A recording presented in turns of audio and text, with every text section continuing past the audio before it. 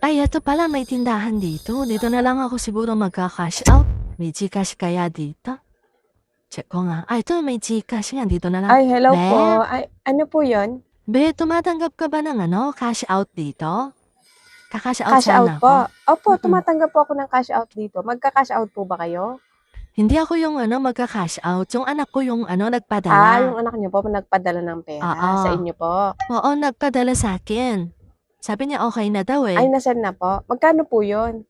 2,000 yun. Be, 2,000. 2,000. Dala ko yung yung reference number. Di ba Ah, kailangan nyo yon pag dala kukuha niyo po ng yung padala? reference number. Sige po. I-check ko lang po ate ha. Sige be, pasuyo na lang ako. Sabi po niya nasend na, no? Kanina pa na-send yan. Sige po, sandali lang. Di ba kailangan yung reference number dyan? Opo, yung reference number po kasi talaga Andito. kailangan po Binigay sa namin akin ng yan. anak ko para Wait makuha lang ko po daw ha, yung pera. i-double check ko lang po kung may pumasok na po na 2,000 sa akin. Sige be, pero pumasok na siguro yan kasi kanina pa siya na-send eh. Ate, sure ka na send na?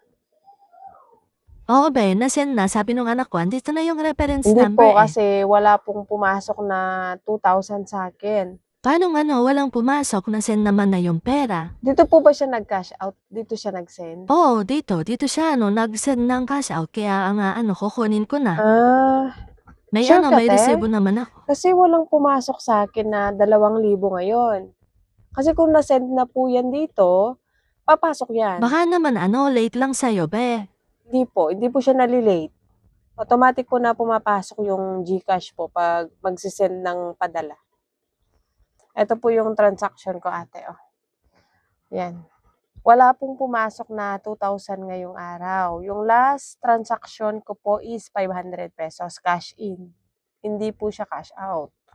Paano nangyari yon? Sabi ng anak ko, okay na eh. Reference number lang po yung binigay sa inyo. Oo, reference number lang. Sabi naman niya kasi ito lang naman Opo, daw yung kailangan. pag kukuha ng padala, reference number lang talaga yung kinukuha namin. Kung may pumasok, ayan nga, katulad nga ng sabi ko po sa inyo, wala pong pumasok. Kaya, hindi pwede yung reference number lang. Ngayon, hihingin ko po sa inyo yung mismong screenshot nung padala. Na nandoon yung pangalan ko at yung number ko po. Para maibigay ko po yung kinakash out nyo na 2,000. Kailangan ba talaga yung screenshot Opo, mismo? kailangan po yun. Hindi po kasi makakakuha ng pera. Kasi, yung reference number nyo pong dala, wala naman pong pumasok sa akin. Tatawagin ko muna yung anak ko niyan. Hingin ko yung mismong resibo. Yes po, tawagin nyo po muna yung anak nyo. Hingin nyo po yung mismong screenshot. Ang sabi kasi nung anak ko kanina kunin ko na lang daw sa tindahan yung yung perang pinadala niya. Oo nga Kaya po, nagbigay lang ng kukunin reference nga po sa number. tindahan kung may pumasok. Wala nga po pumasok. Tawagan nyo po muna yung anak nyo ate. Anong sasabihin ko sa anak ko pag tinawagan ko para alam ko din? Kasi hindi ko alam yung padala na sabihin nyo ganyan yung eh. screenshot po nung mismong padala. Kay chat ko na lang, naka-online naman siya. Sige po, sabihan nyo na lang po ako pag okay na te. Ay be, eto yung resibo pinadala Nag-send niya. na po. Ito na. Saan? Patingin po ako ng mismong resibo. Ay ate, hindi po sa akin yan. Kaya pala walang pumasok. Akala ko ba sabi mo kanina pwedeng kumuha ng cash out Opo, dito? pwede pong kumuha ng cash out dito kung dito po nag-send. Hindi naman po pala siya dito nag-send ate, kaya hindi po pumasok sa akin. Bakit? Kapag ganun ba, di ba pwedeng kunin na lang dito sa tindahan mo kasi Ay hindi po nag-send siya naman eh. pwedeng kunin dito. Kung saan po nag-send, doon lang po kukunin yung pera. Bakit sa kapag sa Cebuana nagpadala, control number lang yung binibigay tapos makukuha na kahit sa ang branch? Pwede. Bakit dito Opo, sa sa GCash Cebuana hindi pwede ganon? yung ganon. Pero sa GCash po hindi. Sa GCash, kung saan lang po nag-send na number, doon na po kukunin yung pera. Hindi po siya pwedeng i-cash out kahit sa ang tindahan. Kung saang lang po yun. Halimbawa, yung number ko po, yan po yung nasa labas na 0936. Kung dyan po kayo nag-send, ibibigay ko yung pera. Katulad nga po niyan, hindi po sa akin na-send.